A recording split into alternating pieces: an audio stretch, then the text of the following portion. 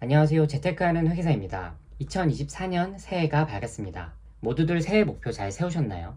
제가 작년부터 유튜브를 시작했는데 이게 보통 만만치 않은 일이더라고요. 그렇지만 올 한 해도 제가 할 수 있는 데까지는 한번 최선을 다해보려고 합니다. 아직은 많이 부족하지만 여러분들의 많은 응원 부탁드리고요.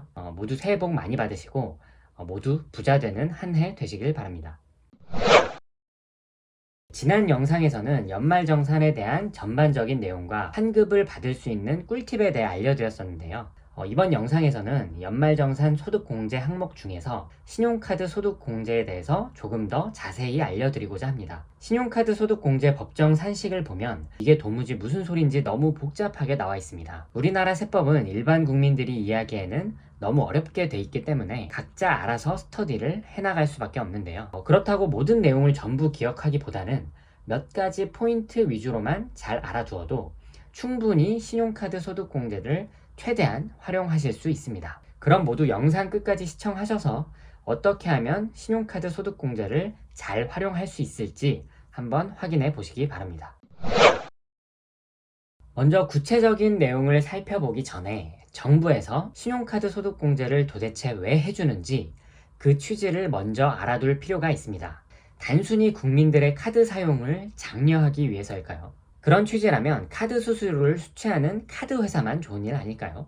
정부에서 신용카드 소득공제를 도입한 진짜 목적은 수많은 사업자들의 매출을 보다 정확하게 파악하기 위해서입니다. 즉, 현금 영수증을 도입한 취지와 같은 목적으로 시작된 거죠. 절대로 단순하게 카드를 많이 사용하라는 취지가 아닌 점 꼭 기억해 두시기 바랍니다.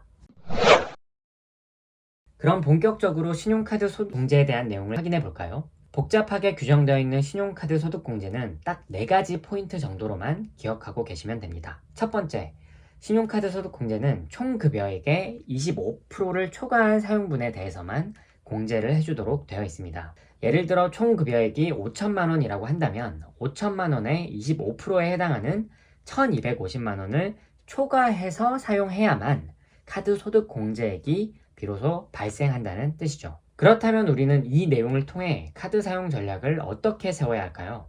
전략은 생각보다 간단합니다. 아직 미혼이라면 총 급여액의 25%까지는 신용카드를 사용하고 초과분부터는 직불카드를 사용하면 됩니다. 신용카드가 포인트 혜택이라든지 각종 혜택들이 더 많기 때문에 최저 사용액인 총 급여액의 25%만큼은 신용카드를 사용하고 초과하는 금액부터 공제율이 더 높은 직불카드를 사용하는 게 유리하기 때문입니다. 만약 이미 결혼해서 맞벌이를 하고 있는 부부라면 연봉이 낮은 쪽의 명의로 카드를 몰아서 사용하는 것이 유리합니다. 아무래도 연봉이 낮으면 소득공제 대상 최저 사용액인 총급여액의 25%에 해당하는 금액도 자연스럽게 낮아지기 때문이죠. 이때도 마찬가지로 총급여액의 25%까지는 신용카드를 사용하고 초과분은 모두 직불카드로 사용해야 소득공제를 최대한으로 받을 수 있다는 점 잘 체크해 두시기 바랍니다.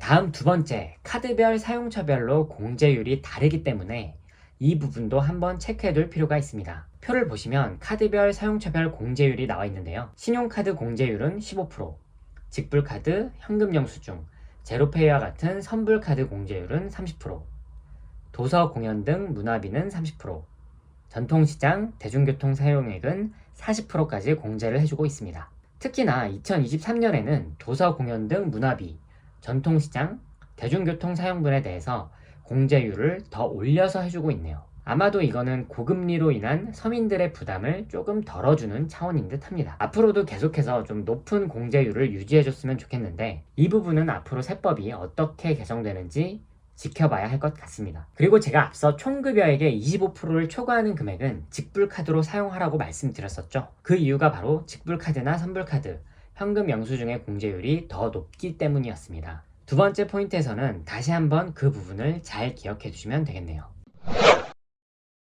세 번째, 신용카드 소득 공제에서는 제외되는 항목들이 있어서 이 부분도 체크해 둘 필요가 있습니다. 신용카드나 직불카드를 사용했다고 해서 전부 공제를 해주지는 않고 특정 항목들에 대해서는 공제를 해주지 않고 있는데요. 표를 보면서 주요 항목들을 함께 확인해 보겠습니다. 제일 상단에 보시면 자동차 구입 비용이 있는데요. 자동차를 카드로 구입하더라도 신용카드 소득공제 대상에서는 제외된다는 거죠. 다만 중고차를 카드로 구입하면 구입 금액의 10%까지는 공제를 해준다고 하니 중고차 구입 예정이 있으신 분들은 잘 기억해 두시기 바랍니다. 그리고 그 밑으로 보험료, 교육비, 세금, 공과금, 상품권과 같은 유가증권 구입비 등 역시 카드로 지출을 하더라도 신용카드 소득 공제 대상에는 제외하고 있네요. 이런 성격의 지출들은 이미 공제를 해주고 있기 때문에 신용카드 소득 공제 대상에서는 중복 공제되지 않도록 하고 있습니다. 네, 계속해서 살펴보면 국가 지자체에 지급하는 수수료,